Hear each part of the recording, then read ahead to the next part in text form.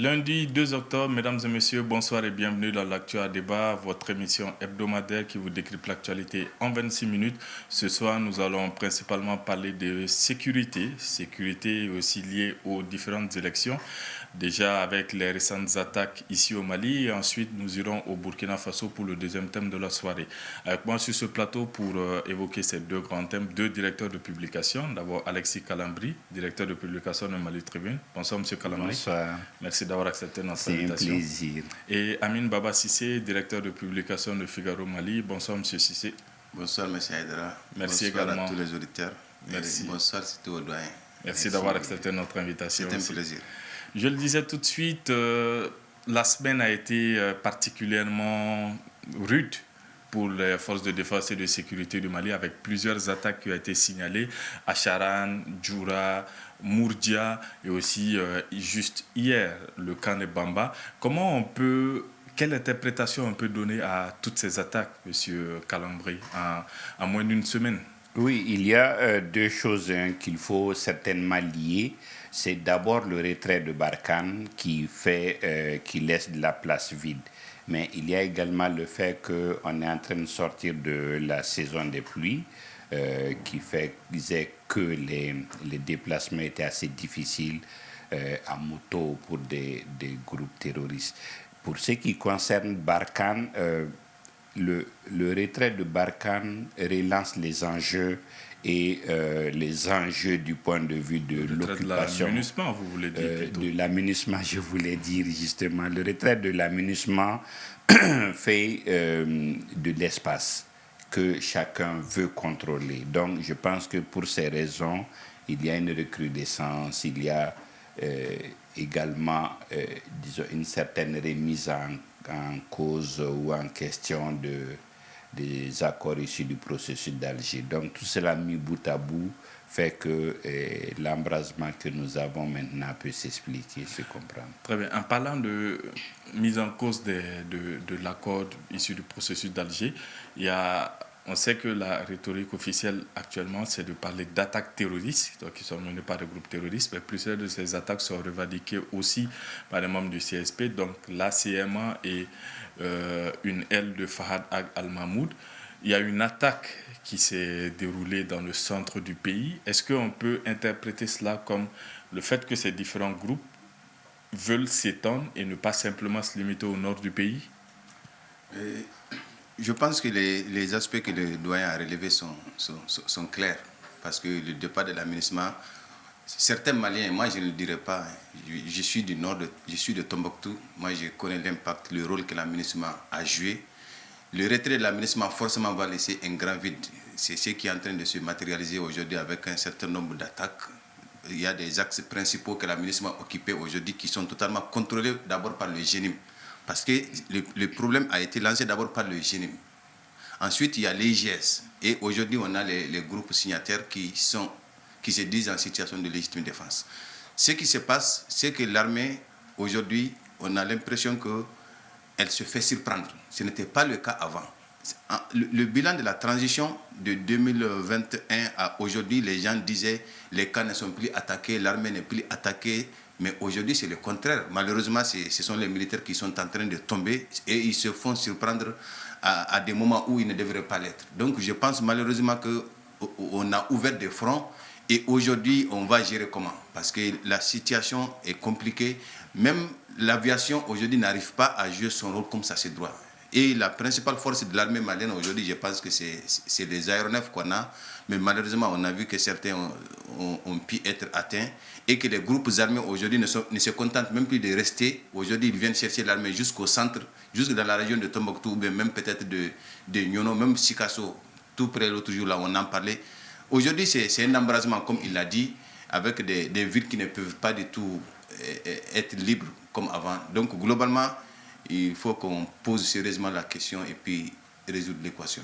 Mais est-ce que là aussi ne se pose pas la question de la collusion entre les différents groupes terroristes et signataires de l'accord pour la paix? Parce que le fait de s'étendre et d'attaquer une position de l'armée dans le centre du pays est plus, on va dire, dans le modus operandi du GNIM que de la CMA ou autre.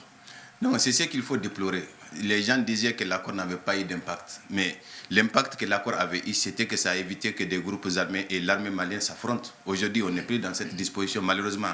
Et aujourd'hui, les groupes du CSP attaquent d'ailleurs beaucoup plus que l'armée, parce que c'est eux qui sont en train de prendre des positions, des camps, ils prennent nos équipements, ils prennent des munitions et puis ils s'en vont. Malheureusement, ce sont des choses qui se font.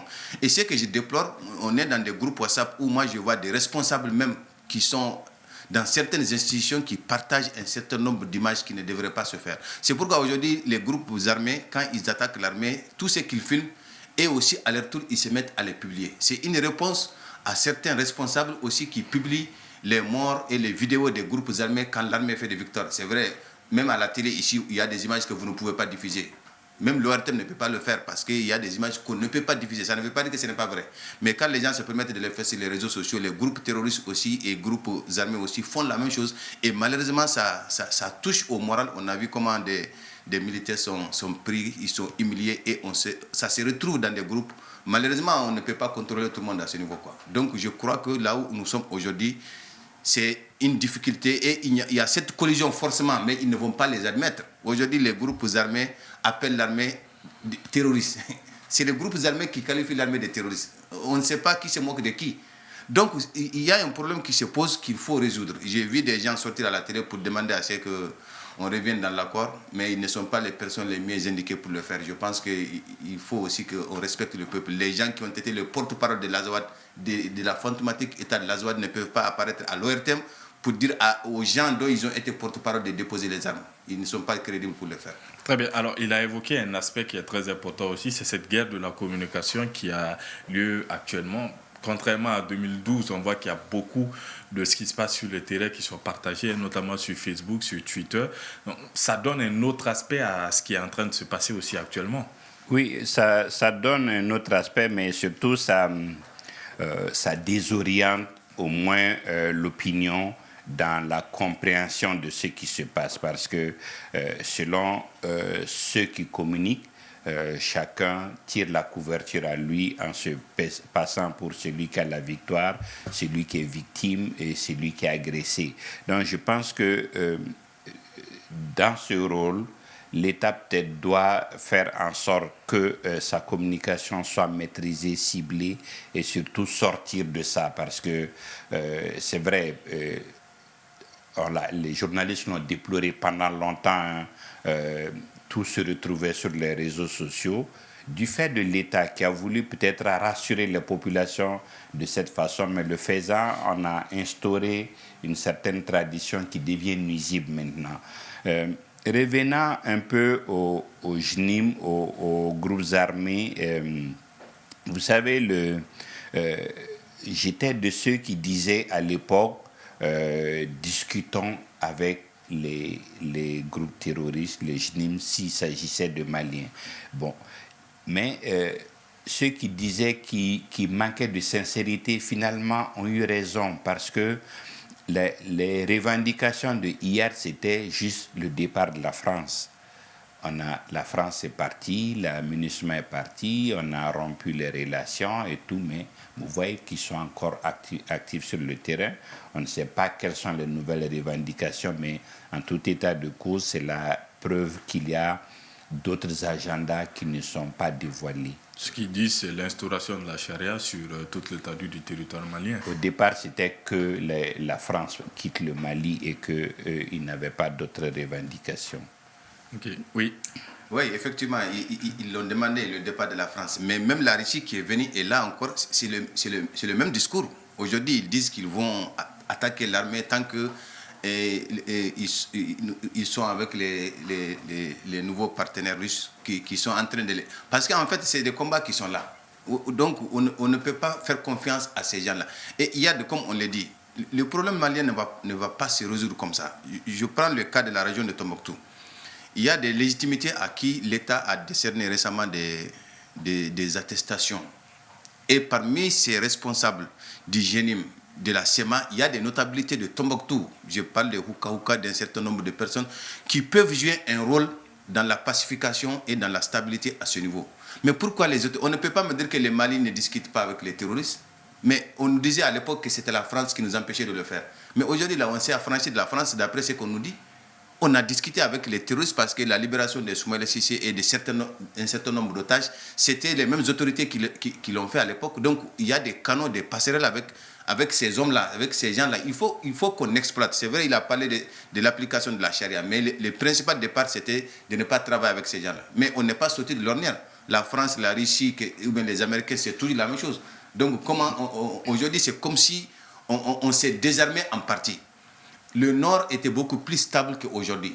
Parce que Barkhane qui était là-bas, l'administration qui était là-bas, il y avait de la dissuasion. C'est pourquoi les groupes terroristes ont quitté le Nord pour venir vers le centre. Les gens ne comprennent pas. Même demain, si l'armée se déploie au centre, les groupes terroristes vont aller dans une autre zone. C'est comme ça que ça marche. Ça ne veut pas dire qu'ils n'ont pas fait des efforts. Mais aujourd'hui, on voit bien que c'est compliqué.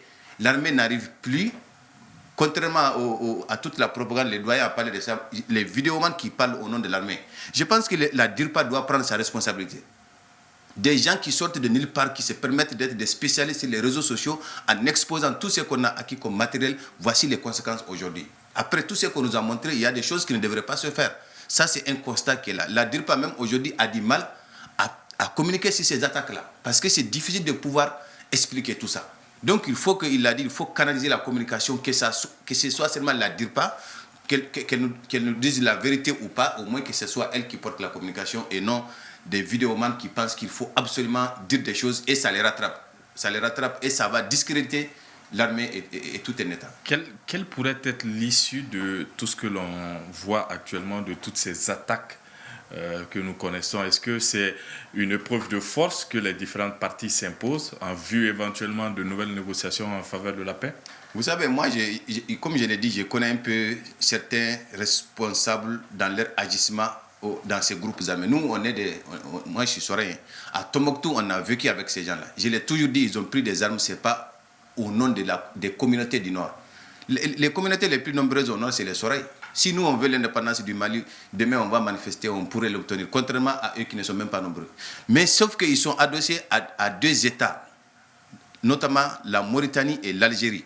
Parce qu'il n'y a pas longtemps, je le disais, l'alliance Mali-Burkina-Niger, le Mali ne devrait jamais accepter que ça se fasse sans l'Algérie ou bien sans la Mauritanie. Ce sont des pays influents.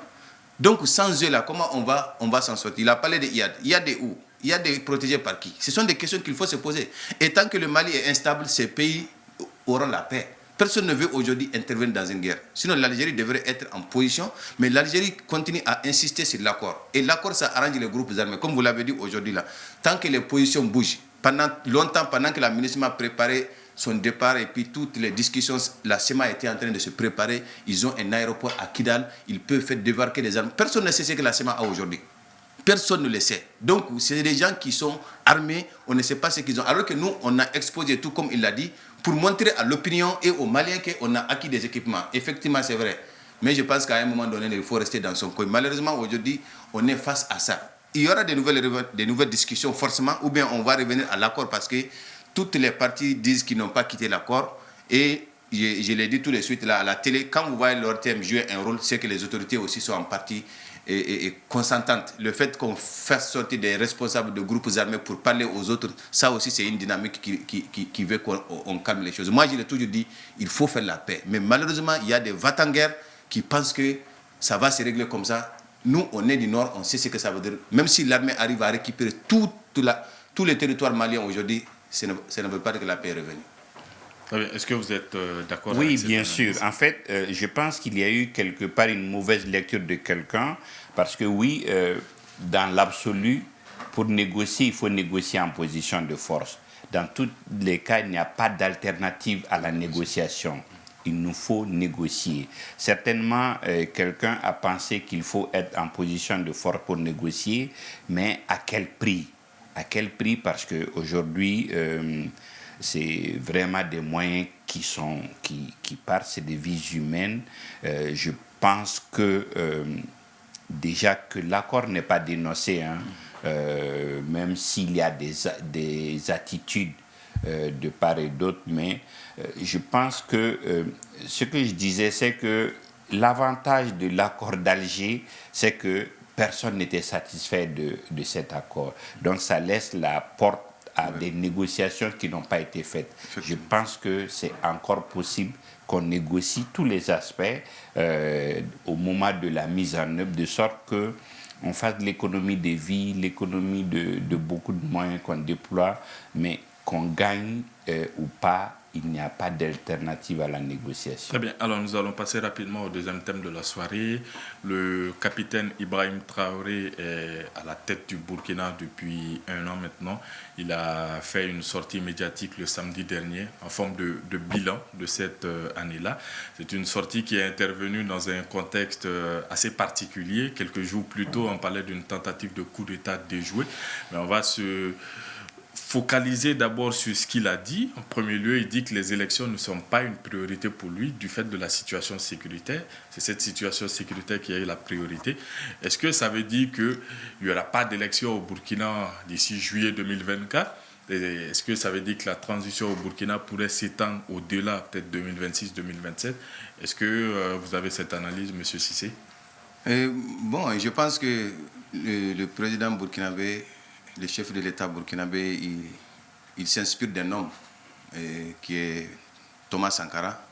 Mais je pense que Thomas Sankara, son histoire doit être une leçon pour tous ceux qui veulent l'imiter. C'était quelqu'un qui avait une formation à la fois politique et idéologique. Ce n'était pas quelqu'un qui est venu de nulle part et qui a pris le pouvoir.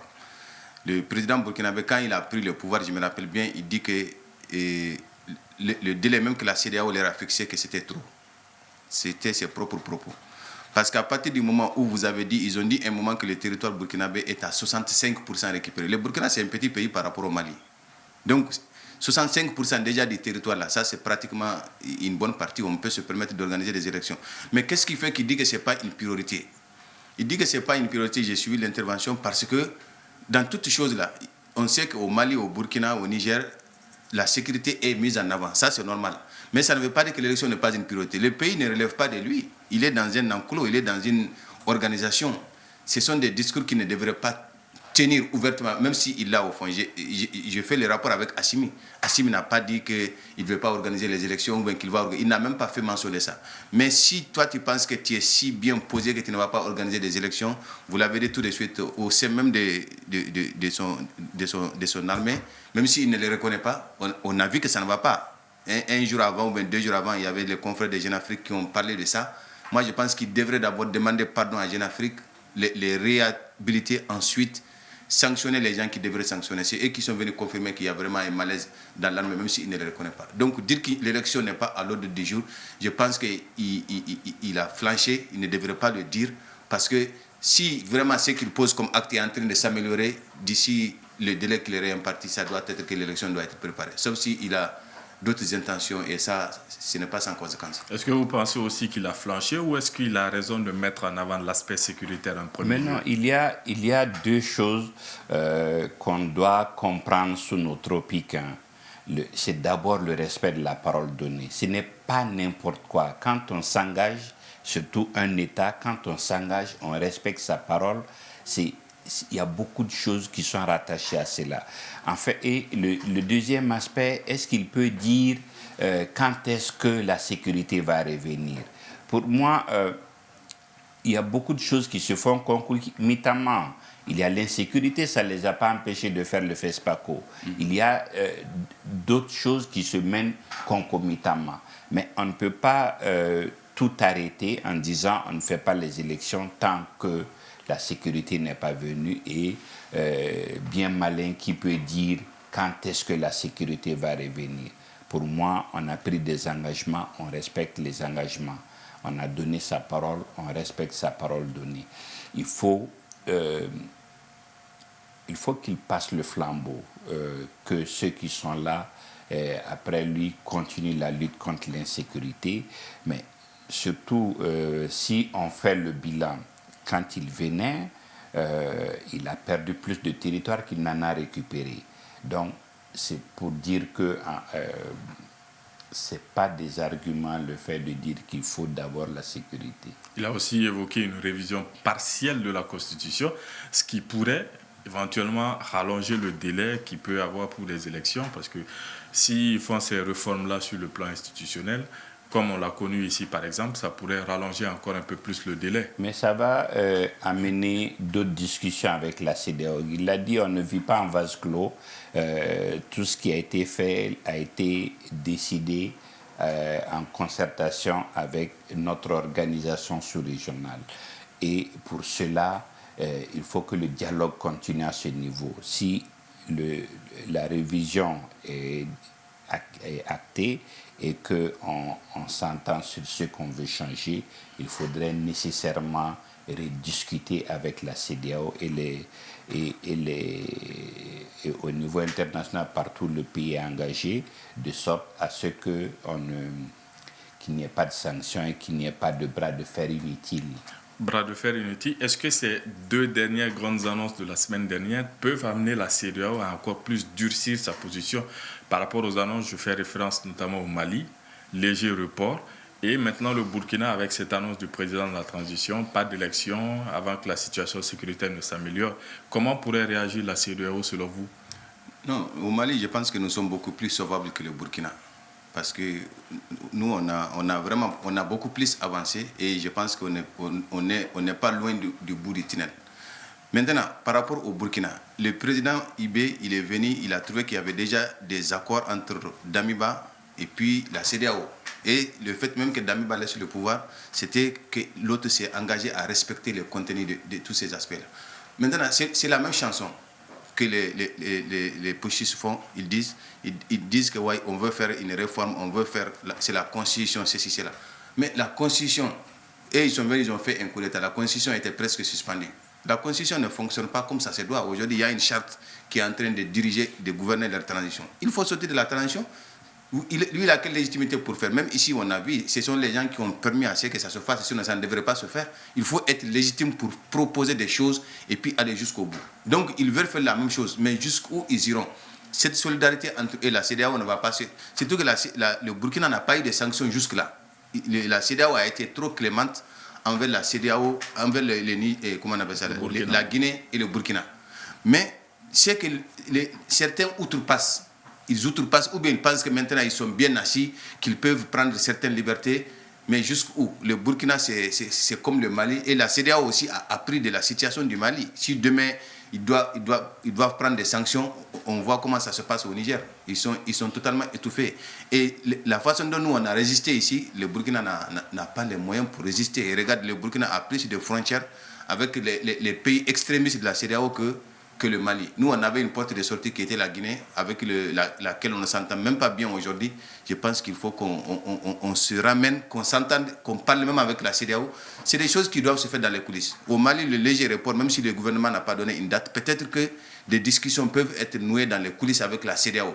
Parce que même les 2 ans avant de choisir, c'est ce qui s'était passé. Ils ont convenu avec la CEDEAO avant d'annoncer ça. Je peux comprendre ça.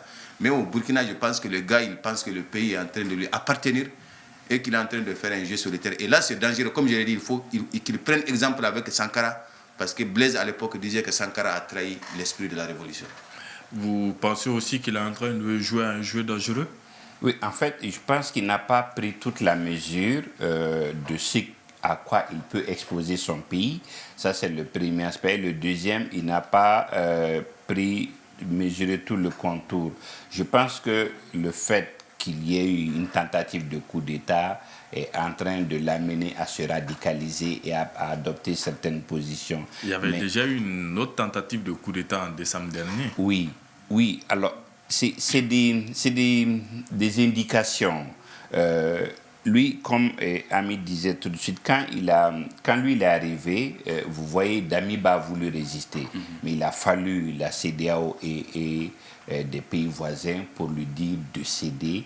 Et je pense que lui aussi s'était engagé. Vous voyez, quand il est arrivé, on l'a applaudi parce qu'il a décidé de garder son salaire de capitaine. Il a décidé de renoncer à des avantages. Mais il a amené un capital de confiance et je pense qu'il lui est demandé de garder ça. Très bien. Alors, garder ça, il a aussi, je précise, indiqué que le pari de pouvoir tenir ces élections-là pour le juillet 2024 tenait toujours, même s'il a adossé ça, la situation sécuritaire. Donc, il a quand même laissé une certaine ouverture. C'est ce que je suis en train de dire. On sent la confusion chez lui. C'est pourquoi le doyen l'a dit tout de suite. Vous savez, un homme, c'est comme le disait Amadou Ampateba, l'homme n'a pas de queue. Il n'a pas de queue. Son point de prise, c'est sa parole. Surtout que c'est un officier. La même chose que moi j'ai dit à IB, c'est la même chose que je dis à Assimi. Vous savez, c'est les hommes qui décident. Hein. Il y a beaucoup de choses que nous, on dit, c'est aux autres là de s'assumer. Parce que les conséquences, il y a 3 ans, on retourne en arrière, il y a des choses, si on le disait à Ibeka, il y a des choses qu'il n'avait pas faites, qu'il aurait fait s'il était là. Parce que c'est des analyses que certains font. J'aime beaucoup chez les Blancs parce que les Blancs écoutent les médias, ils écoutent les analyses, les journalistes, et ça leur sert de boussole. Mais chez nous, en Afrique, bon, c'est une autre interprétation qu'on fait de ce que les gens disent. Donc, ce qu'il a dit, il a laissé la porte ouverte. C'est ce que j'ai dit. Est-ce que ce n'est pas une façon de voir la réaction de l'opinion? Les gens qui sont dans la rue, ce n'est pas eux qui vont les sauver. Et cette tentative de coup d'État dont on parle, moi, je pense que c'est de la poudre aux yeux. Vous savez, quand il y a un push, la première des choses, là, c'est que ceux qui font les coups, là, ils vous empêchent de sortir. Mais comment des gens peuvent se permettre d'aller sortir? On n'a rien vu, il n'y a pas eu de coup de feu, rien. Mais ça fait partie des stratégies de certains pushistes pour se légitimer encore plus aux yeux de l'opinion. C'est vrai, beaucoup sont sortis.